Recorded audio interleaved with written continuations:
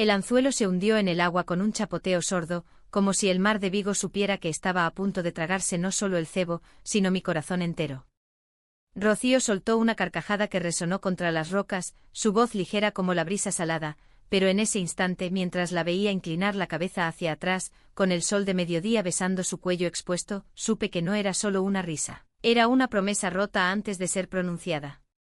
Lorena, ¿por qué siempre miras el horizonte como si esperaras que salga un kraken?, me dijo, y yo, con la caña temblando en mis manos, solo pude pensar en cómo devoraría yo a ella si el destino me lo permitiera. Aquella mañana en Vigo había empezado como cualquier otra en nuestra amistad de años, un café negro en la Plaza de la Constitución, el humo de los cigarrillos de los pescadores locales mezclándose con el aroma del pan recién horneado de la panadería de Doña Carmen, y Rocío irrumpiendo en mi vida con esa energía suya que parecía sacada de las novelas de juventud, llena de planes absurdos y sonrisas que desarmaban. Vamos a pescar, Lorena. Como en los viejos tiempos, cuando éramos crías y robábamos las cañas de mi padre. Yo, que siempre había sido la sensata, la que estudiaba arquitectura mientras ella perseguía sueños de periodista freelance, accedí sin pensarlo 2 veces. ¿Cómo negarme? Rocío era mi ancla en esta ciudad gallega de nieblas eternas y secretos enterrados bajo el empedrado húmedo. Llegamos a la ría de Vigo en su viejo Seat Ibiza, ese cacharro que rugía como un león herido cada vez que subía la cuesta hacia Cangas. El ferry nos cruzó el agua plateada, y mientras el viento azotaba mi cabello, Rocío cantaba a gritos la Traviata con esa voz ronca que me erizaba la piel. Yo la observaba de reojo fingiendo interés en el horizonte donde los barcos de cerco se mecían como fantasmas. Tenía 28 años como yo, pero Rocío parecía eterna, su piel clara salpicada de pecas por el sol traicionero del norte, el cabello negro liso cayendo como una cascada sobre sus hombros, y esos ojos marrones que cambiaban de color según la luz, de la avellana al caramelo. Yo, en cambio, era la sombra, castaño ondulado, ojos verdes que mi madre decía que heredé del abuelo asturiano, y una complexión oliva que me hacía fundirme con las multitudes en las fiestas de San Juan. Montamos el campamento improvisado en una cala escondida cerca de la playa de Samil, lejos de los turistas que invaden Vigo en verano. Extendimos una manta raída, sacamos las cañas que Rocío había prestado de la casa familiar en Redondela, y nos sentamos con las piernas cruzadas, cebando los anzuelos con gusanos que se retorcían como mis pensamientos. ¿Recuerdas cuando pescamos esa lubina gigante y tu padre nos echó la bronca del siglo?, le pregunté, tratando de mantener la voz ligera. Ella rió de nuevo, un sonido que me atravesaba como una flecha. ¿Cómo no? Me dijo que eras una influencia mala, que me ibas a convertir en una mujer de mar, pero en el fondo sabía que eras tú la que me salvaba de ser una aburrida. Sus palabras cayeron inocentes, pero en mí despertaron el eco de algo más profundo, algo que había enterrado bajo capas de amistad platónica. Mientras esperábamos el tirón, hablamos de todo y de nada, como siempre. De su último artículo sobre las mariscadoras de la ría, mujeres endurecidas por el frío que ella admiraba con esa pasión suya por las historias olvidadas. De mi proyecto de rehabilitar un viejo pazo en el centro de Vigo, un caserón con fantasmas en las vigas que me mantenía despierta noches enteras. Pero entre risas, Rocío dejó caer una bomba casual. ¿Sabes, Lorena? Estoy pensando en mudarme a Madrid. Hay una oferta en El País y, bueno, con lo de Pablo, necesito un cambio. Pablo. Su novio intermitente, ese tipo de barba descuidada y sonrisas falsas que yo detestaba en silencio. El nombre se me clavó como un espino. ¿Pablo? ¿En serio vuelves con él después de lo que te hizo?, pregunté, mi voz más afilada de lo que pretendía. Ella se encogió de hombros, mirando el agua. Es complicado. Me quiere, pero... Ya sabes, los hombres son así. Inestables. El sol trepaba alto y el calor nos obligó a quitarnos las chaquetas. Rocío se quedó en una camiseta ajustada que marcaba las curvas suaves de su cintura, y yo, hipnotizada, fingí ajustar la línea. En ese momento sentí el primer tirón, no del pez, sino de algo dentro de mí. Había sido así desde la universidad, cuando nos conocimos en una manifestación por los derechos LGTB en Santiago de Compostela. Ella con su cartel de amor sin etiquetas, yo en el fondo del armario, atraída por su fuego. Pero Rocío era hetero, o eso creía, y yo me conformaba con ser su confidente y su hermana de alma. Hasta ese día. La primera captura fue una cabrilla pequeña, plateada y resbaladiza, que Rocío levantó triunfante, sus dedos rozando los míos al pasarme el cubo. Mira qué belleza. Como tú, Lorena, siempre tan esquiva. Su cumplido me dejó sin aliento y por un segundo imaginé confesarle todo, que cada mirada suya era un incendio, que sus abrazos casuales me dejaban marcada como un hierro al rojo. Pero el momento pasó y en su lugar, abrimos una botella de albariño que trajimos de la bodega de mi tío en Rías Baixas. El vino dorado nos soltó la lengua y la tarde se tiñó de confidencias. Hablamos de amores pasados. Ella, de Pablo y sus promesas rotas, yo, de esa novia fugaz en Barcelona, una pintora que me dejó por un músico con ojos de poeta. Debe ser duro ser lesbiana en un pueblo como este, dijo Rocío, su mano en mi rodilla, un gesto inocente que me quemó. La gente juzga, pero tú eres tan fuerte. Fuerte. Esa palabra me dolió porque en realidad era frágil como el cristal de las copas de sidra en las fiestas de la vendimia. Quise decirle que mi fuerza era ella, que sin Rocío, Vigo sería solo lluvia y nostalgia. En cambio, levanté la caña y lancé el anzuelo de nuevo, dejando que el mar se llevara mis palabras no dichas. Al atardecer, con el cielo pintado de naranjas y violetas, llegó el segundo tirón. Esta vez fue una dorada, gorda y combativa, que nos tuvo riendo y maldiciendo mientras la sacábamos del agua. Rocío se mojó entera al inclinarse demasiado, su camiseta pegada al cuerpo, y yo, avergonzada, le presté mi chaqueta roja. Gracias, mi salvadora, murmuró y su aliento cálido contra mi mejilla fue el detonante. Esa noche, de vuelta en mi piso en el casco bello con el olor a sal aún en nuestra piel, Rocío se quedó a dormir. Solo porque llueve a cántaros, dijo. Pero cuando se acurrucó contra mí en la cama estrecha, su cabeza en mi hombro, supe que la tormenta no era solo la de fuera. Los días siguientes fueron un torbellino. Rocío canceló su cita con Pablo por una gripe repentina, y en su lugar, me arrastró a los mercados de Apedra, donde compramos percebes y almejas frescas, riendo como si el mundo fuera nuestro. Paseamos por el monte do Castro subiendo la colina empinada hasta las ruinas celtas, donde el viento del Atlántico nos azotaba como un amante celoso. Aquí me siento viva, confesó ella una tarde, sentadas en la hierba, con Vigo extendiéndose abajo como un tapiz de tejados rojos. Yo la miré, el corazón latiendo fuerte, y por primera vez, dejé que mis ojos dijeran lo que mi boca callaba: te quiero, no como amiga. Pero el idilio no duró. Una semana después, mientras almorzábamos empanada en la taberna de Oberberecho, sonó su teléfono. Era Pablo, su voz al otro lado ronca y suplicante. Rocío palideció, colgó rápido y me miró con ojos culpables. Me pide que vayamos a su piso en Pontevedra este fin de semana. Dice que lo siente, que cambiará. Mi estómago se revolvió. ¿Y tú? ¿Quieres ir? Ella dudó, jugueteando con el tenedor. No lo sé, Lorena. Es familia, ya sabes. Mi madre lo adora.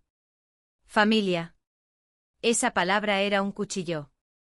En Vigo, donde las familias son redes asfixiantes de chismes y expectativas, Rocío era la hija perfecta, católica de misa dominical, novia de un chico decente, soñadora pero anclada. Esa noche, sola en mi estudio rodeado de planos de fachadas renacentistas, lloré por primera vez. No por Pablo, sino por el muro invisible entre nosotras. Rocío era hetero, o eso repetía el mantra en mi cabeza, pero sus gestos, un roce prolongado, una mirada que se demoraba, me confundían. ¿Era solo mi imaginación, alimentada por años de deseo reprimido? Decidí confrontarla, pero el destino intervino. Una carta llegó a mi buzón, anónima, con recortes de periódicos sobre desviados en la Galicia profunda. Alguien sabía. Mi secreto, el que guardaba desde los 16, cuando besé a mi prima en una boda familiar y juré silencio eterno. Al día siguiente, Rocío apareció en mi puerta con una botella de queimada y una sonrisa nerviosa. Para ahuyentar demonios, dijo, y preparamos el brebaje en la cocina, el fuego azul danzando como nuestras almas inquietas. Bajo el efecto del licor ardiente, las palabras brotaron. Le conté de la carta, de mi miedo a que Vigo, con su conservadurismo disfrazado de hospitalidad, me devorara viva. Ella me abrazó fuerte, su cuerpo cálido contra el mío, y susurró: nadie te tocará mientras yo esté aquí. En ese abrazo el mundo se redujo a nosotras dos, y por un instante creí que el mar nos había devuelto algo puro. Pero las mareas cambian. 2 días después, en una fiesta de amigos comunes en la playa de Rodas, esa joya de arena blanca que parece caribeña en medio del Cantábrico, vi a Rocío bailar con Pablo. Él había aparecido de improviso con flores y disculpas, y ella, en lugar de rechazarlo, le permitió el beso. Me quedé paralizada, la copa de vino temblando en mi mano, mientras el grupo coreaba «Vivan los novios». El dolor fue como una ola rompiendo en mi pecho, ahogándome en sal y bilis. Huí a la oscuridad de las dunas donde el viento aullaba como un lamento gallego, y vomité no solo el alcohol, sino años de anhelo no correspondido. Rocío me encontró allí, horas después con la falda manchada de arena y los ojos hinchados. «Lorena, ¿qué te pasa? ¿Por qué te fuiste?». Me miró con esa preocupación genuina que me destrozaba, y en un arrebato, lo solté todo, «Porque te quiero, Rocío. No como amiga. Te quiero como una loca, como si fueras el sol y yo la sombra que te sigue». El silencio que siguió fue peor que cualquier tormenta. Sus ojos se abrieron no con horror, sino con una tristeza profunda, como si hubiera estado esperando esas palabras y temiendo su llegada. «Lorena. Yo. No puedo. Soy hetero. Siempre lo he sido». Cada sílaba era un clavo en mi ataúd. Aquella confesión en las dunas de Rodas marcó el principio del fin, o quizás del verdadero comienzo de nuestra tormenta. Rocío no me rechazó con crudeza, al contrario, se sentó a mi lado en la arena fría, el rumor de las olas como un coro fúnebre, y me tomó la mano. Sus dedos, callosos por años tecleando artículos y amasando pan en las tardes de lluvia, entrelazados con los míos, eran un consuelo agridulce. «No digas nada», murmuró, su voz quebrada por el viento. «Solo. Déjame procesarlo. Eres mi mejor amiga, Lorena. No quiero perderte por esto». Pero en sus palabras, oí el eco de una puerta cerrándose, y supe que el daño estaba hecho. Los días siguientes fueron un limbo de mensajes evasivos y silencios cargados. Rocío se refugió en su trabajo cubriendo una protesta de marineros en el puerto de Vigo contra las cuotas europeas de pesca, mientras yo me enterraba en el Pazo, midiendo vigas podridas como si pudiera arreglar mi propia estructura rota. Vigo, con su mezcla de modernidad y tradición, los cruceros atracados junto a las traíñas centenarias, parecía burlarse de mí, como una ciudad de puentes y horizontes amplios podía sentirse tan claustrofóbica. Mi madre, desde su piso en el barrio de Coya, me llamaba cada tarde. «¿Qué te pasa, hija? Pareces un fantasma». Le mentí como siempre, diciendo que era el estrés del proyecto. En esta Galicia de rosarios y empanadas, confesar mi orientación era como invocar una tormenta perfecta. Una semana después, Rocío reapareció.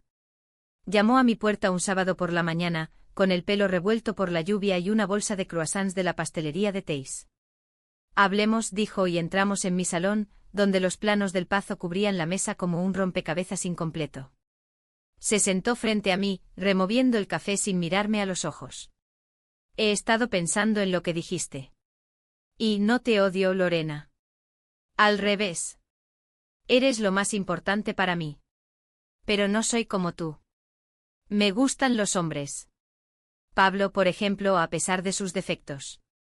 Cada palabra era una puñalada medida, pero su tono era gentil, como si temiera romperme del todo. Le pregunté con la voz ronca: «¿Y si te equivocas? ¿Y si hay más?».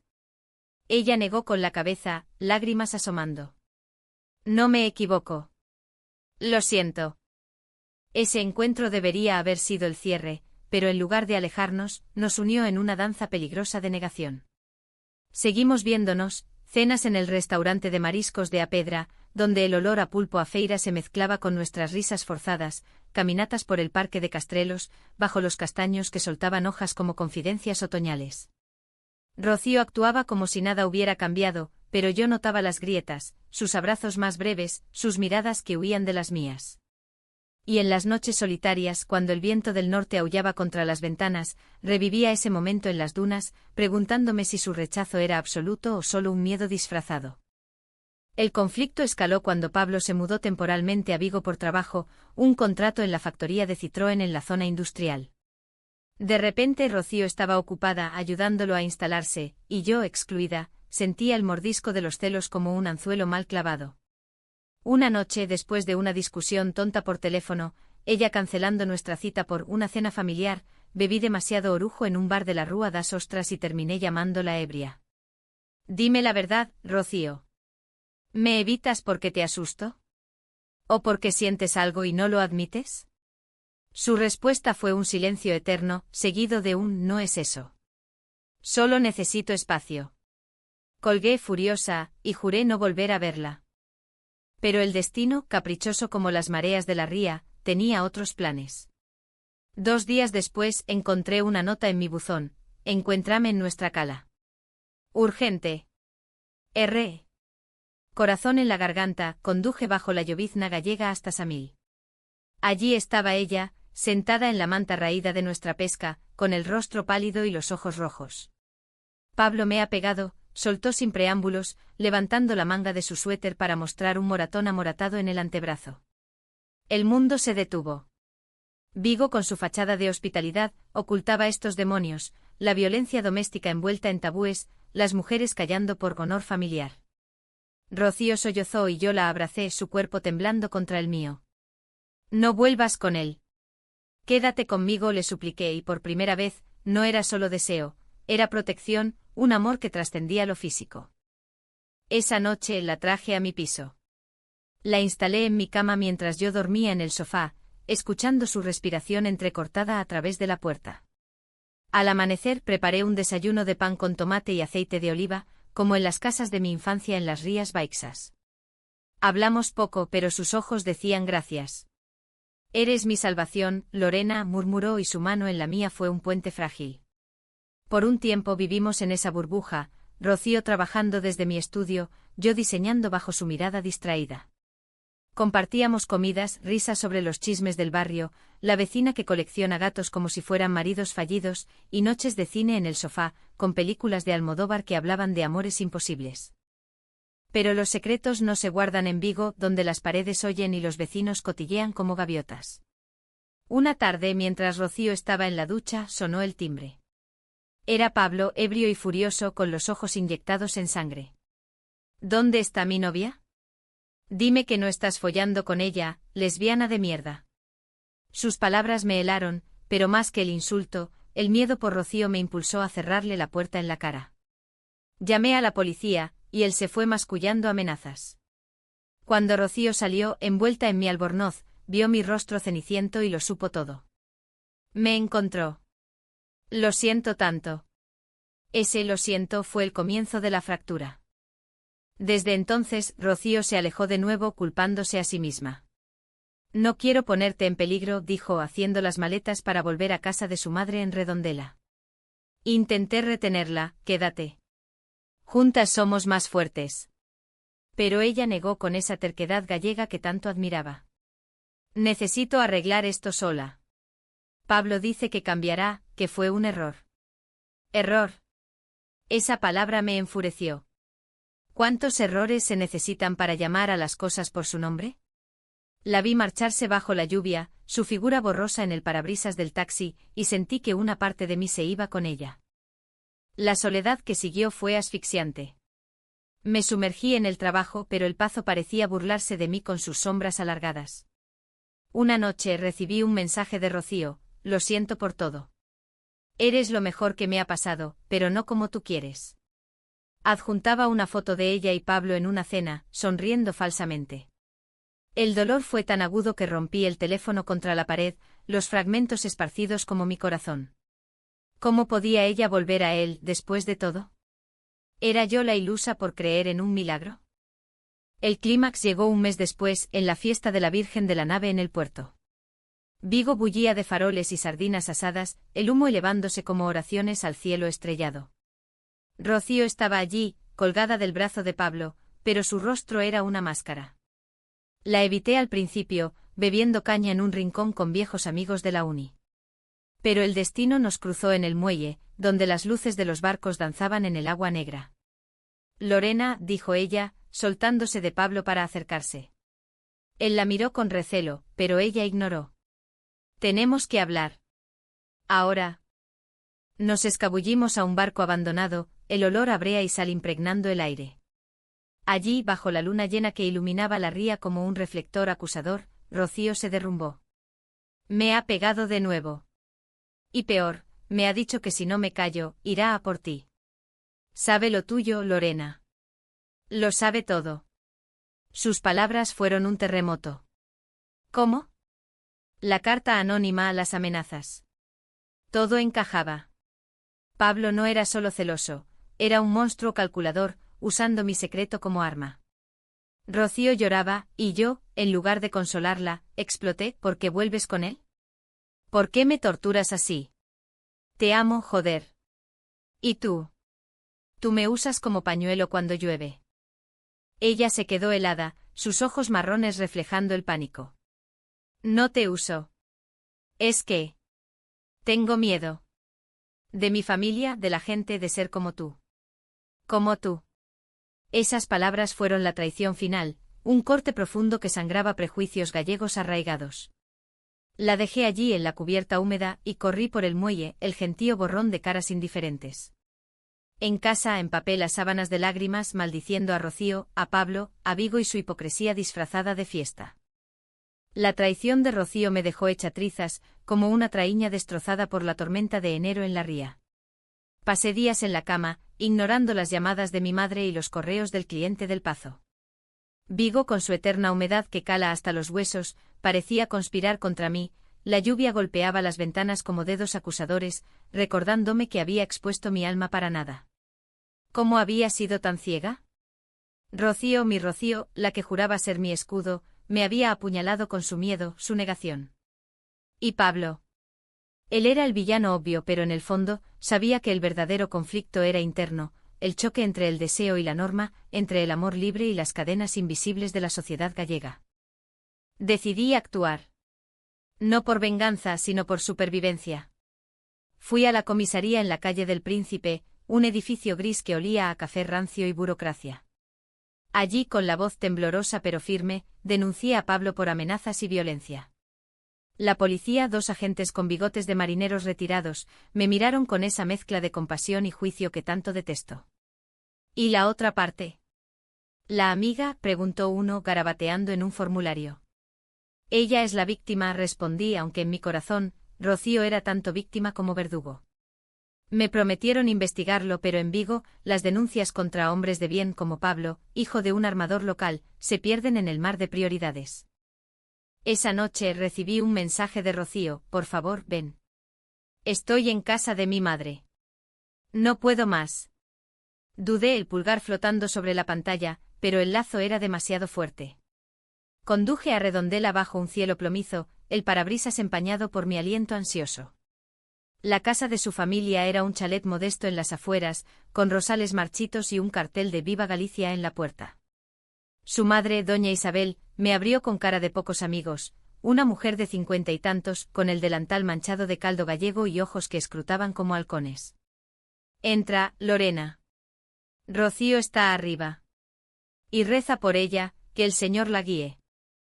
Subí las escaleras crujientes, el olor a madera vieja y velas de cera impregnando el aire. Rocío estaba en su antigua habitación, hecha un ovillo en la cama de flores desvaídas, el rostro hinchado por el llanto. Se lo conté todo a mamá, susurró cuando me vio. De ti, de mí, de Pablo. Me llamó pecadora y me echó la culpa por provocarlo. Su confesión me golpeó como un mazazo. En esta Galicia católica, donde las procesiones de Semana Santa aún serpentean por las calles empedradas, admitir debilidad, o peor, una atracción no normativa, era un pecado mortal. Abracé a Rocío, su cuerpo frágil contra el mío, y por primera vez sentí no solo amor, sino rabia compartida. Pasamos la noche hablando en susurros, como conspiradoras en una novela de intriga. Rocío reveló el secreto que había guardado: no era enteramente hétero. En la universidad había besado a una compañera en una fiesta de fin de curso, un roce fugaz que la aterrorizó. Desde entonces me convencí de que era un error, un trago de más. Por eso me aferré a Pablo, para probarme a mí misma. Sus palabras fueron un bálsamo y una daga. ¿Cuánto tiempo había perdido en mi propia negación, proyectando en ella mi propia lucha? Entonces, ¿qué somos?, pregunté, mi voz un hilo. Ella me miró, lágrimas rodando. No lo sé. Pero te necesito, Lorena. Como amiga, como... algo más. Tengo miedo. Esa vulnerabilidad nos unió de nuevo, pero el conflicto acechaba. Al día siguiente Pablo irrumpió en la casa. Oímos el rugido de su coche, un Audi negro que contrastaba con la humildad del barrio, y luego golpes en la puerta. Doña Isabel gritó desde abajo: «Lárgate, animal. La policía ya sabe». Pero él forzó la entrada, subiendo las escaleras con pasos de borracho. Lo enfrenté en el pasillo, mi cuerpo bloqueando la puerta de Rocío. «Sal de aquí», le espeté, el corazón martilleando. Él rió un sonido gutural: «Tú, la maricona. ¿Crees que puedes robarme a mi mujer? Ella es mía, y lo sabes». Su aliento apestaba a anís y por un segundo temí que me golpeara. Pero Rocío salió pálida pero erguida: «No soy tuya, Pablo». «Nunca lo fui». El enfrentamiento fue caótico, gritos, doña Isabel llamando a la policía desde el salón, Pablo lanzando acusaciones como desviada. «Influencia maligna». Rocío se interpuso, su voz quebrada pero firme: «Déjala en paz. El problema eres tú, no ella». Él la empujó, un gesto brusco que la hizo tambalearse contra mí, y en ese caos vi rojo. Lo ataqué verbalmente, desahogando años de rabia: «Eres un cobarde, Pablo. Golpeas a quien amas porque no soportas tu propia vacuidad». La policía llegó minutos después, esposándolo mientras maldecía en gallego antiguo. Doña Isabel, testigo de todo, se derrumbó en una silla, murmurando avemarías. Después, en la quietud de la casa, Rocío y yo nos sentamos en la cocina, con tazas de infusión de hierbas que su madre preparó en silencio. «Gracias», dijo Rocío, su mano en la mía bajo la mesa. «Por no rendirte conmigo».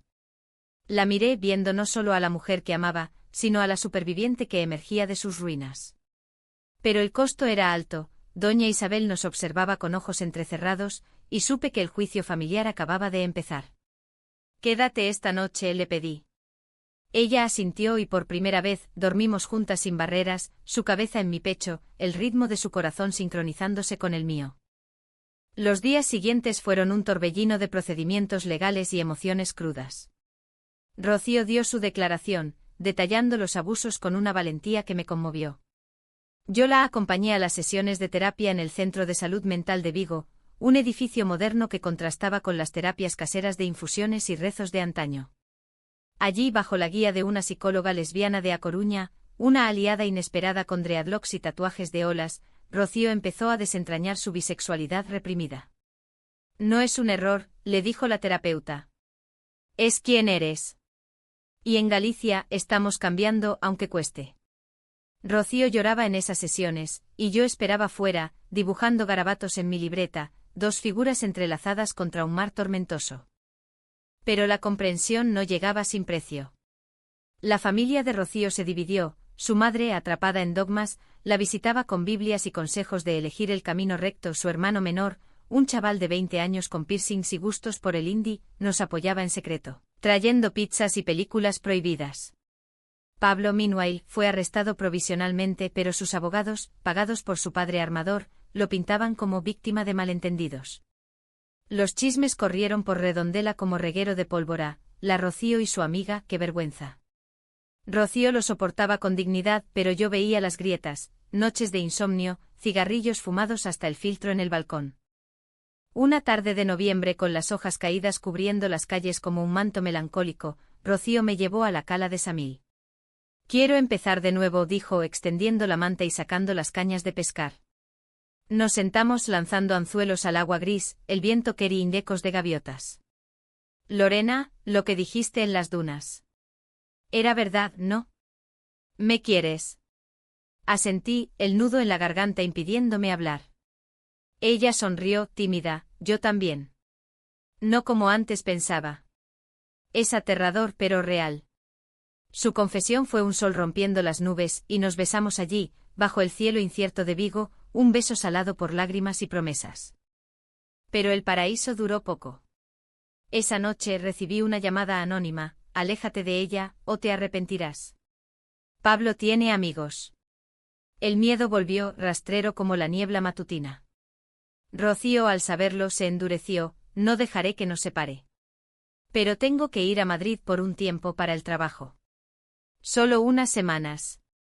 Su partida fue un exilio necesario, pero me dejó Hollow contando días en un calendario marcado con cruces rojas. Las semanas sin Rocío fueron un purgatorio de rutina y ansiedad. Vigo, sin su risa llenando las calles, parecía descolorido, los mercados de la Plaza de América perdían su bullicio, las procesiones de Todos los Santos se reducían a sombras danzantes. Me refugié en el Pazo, restaurando no solo ladrillos, sino mi propia alma. Cada arco que apuntalaba era una metáfora de nosotras, frágil pero resiliente, con historia en cada grieta. Mi terapeuta, la misma de Rocío por recomendación, me ayudó a navegar el limbo. El amor queer en Galicia es como el eucalipto, crece torcido pero profundo. Reí por primera vez en días, imaginando raíces entrelazadas bajo la tierra húmeda. Rocío llamaba todas las noches desde Madrid, su voz craqueando por la línea, echo de menos el mar. ¿Y a ti? Hablábamos de trivialidades, el tráfico infernal de la Gran Vía, el olor a churros que le recordaba las ferias de Vigo, y de lo profundo, sus miedos a la etiqueta, mi rabia por los prejuicios. Mamá me escribe cartas, confesó una vez. Dice que ore por curarme. Pero le respondí que no estoy enferma, solo enamorada. Su coraje me inspiraba y en esas charlas tejíamos un futuro hipotético, un piso compartido en el ensanche, viajes a las playas de las Rías Baixas, una vida lejos de las sombras. Pero el alto trago llegó inesperado, como una galerna en verano. Una mañana de diciembre, con la primera nieve salpicando las colinas, Rocío apareció en mi puerta sin avisar. Su maleta a cuestas, el rostro demacrado por el viaje nocturno en autobús. No puedo más, dijo, cayendo en mis brazos. En Madrid. Encontré esto. Sacó un sobre arrugado, fotos nuestras tomadas a escondidas en la cala, la fiesta de Rodas, incluso en mi piso. Adjuntaba una nota de Pablo: si no vuelves, esto va a la prensa local. Tu familia, tus amigos. Todos sabrán que sois. El chantaje era vil, un eco de los honrares antiguos que aún acechaban en los pueblos gallegos. El pánico nos invadió. ¿Cómo las consiguió?, pregunté, las manos temblando mientras hojeaba las imágenes granuladas. Rocío sollozó: debe haber hackeado mi teléfono. Oh Dios, quizás mi madre, en un arrebato. La traición posible de doña Isabel era un golpe bajo. En su afán por salvar a su hija, ¿había vendido nuestro secreto? Llamamos a la policía de nuevo, pero el inspector, un viejo lobo de mar con acento urensano, fue franco: sin pruebas sólidas es difícil. Y con el padre de él metiendo mano. Nos dejó con una orden de alejamiento ampliada, pero el daño estaba hecho. Rocío se hundió en depresión, negándose a salir, mientras yo patrullaba las ventanas como un centinela. El clímax estalló en Nochebuena. La familia de Rocío insistió en una cena para reconciliar, en su casa de Redondela. Ven sola, me rogó ella por teléfono. Muéstrales quién eres. Dudé, el riesgo era alto, pero el amor es irracional. Llegué con una botella de vino de Ribeiro y una sonrisa forzada, el abrigo salpicado de escarcha. Doña Isabel me recibió con frialdad, pero su hermano, Soán, me guiñó un ojo desde la cocina. La mesa estaba puesta con mariscos y lacón, el aire cargado de villancicos y tensión. Pablo no estaba, pero su sombra lo estaba. Durante el postre, tarta de Santiago polvoreada de azúcar, doña Isabel soltó la bomba: Rocío me lo ha contado todo. De vosotras. Y quiero que sepas que, aunque no lo entienda, no te odio, Lorena. Solo quiero a mi hija feliz. El silencio fue ensordecedor, roto solo por el crepitar del fuego en la chimenea. Rocío me tomó la mano bajo la mesa, un gesto de solidaridad. Mamá, Lorena me hace feliz. Más que nadie. Doña Isabel lloró, no de rabia, sino de rendición. Entonces, que Dios os bendiga. Pero prométeme que seréis discretas. Esta tierra aún no está lista. Esa noche, de vuelta en Vigo, Rocío y yo quemamos las fotos en la chimenea de mi piso. Las llamas devoraron las imágenes, liberándonos como un ritual pagano. Se acabó el miedo, dijo ella, y nos besamos con una pasión contenida, no carnal, sino espiritual, un sello de almas entrelazadas. Pero el drama no terminaba. Al día siguiente Pablo violó la orden, apareció en el Pazo, donde yo inspeccionaba andamios. Sal, puta, gritó desde la calle, atrayendo miradas de los obreros. Corrí hacia él, pero Rocío, que me había seguido, llegó primero. Basta. Te denuncio por todo, le espetó grabando con su teléfono. La policía lo arrestó de nuevo, esta vez con cargos sólidos: acoso, amenazas, violación de orden. Su padre, en un gesto inesperado, lo repudió públicamente en el periódico local: no crié un monstruo.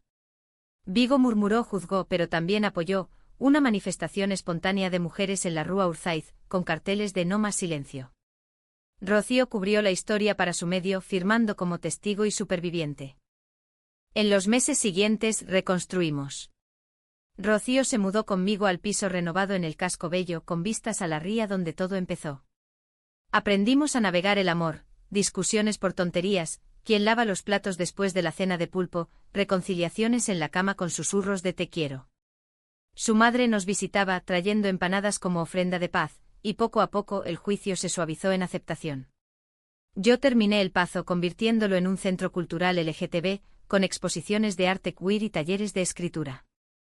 Un año después, en nuestra cala de Samil, con las cañas olvidadas y una manta nueva, Rocío me propuso: casémonos. No legal, aún no, pero en nuestro mar. Dijimos que sí bajo el sol de primavera, el Atlántico testigo de nuestra promesa. No fue un final de cuento, Vigo aún susurra, Pablo cumple condena en la prisión de Alhama, pero fue humano, forjado en conflictos, bañado en lágrimas, elevado por el amor que sobrevive a las tormentas. Hoy pescamos de nuevo, no por peces, sino por momentos. Y en cada tirón del agua siento que el destino nos devuelve lo nuestro, una vida plena, en esta Galicia de mares bravos y corazones valientes.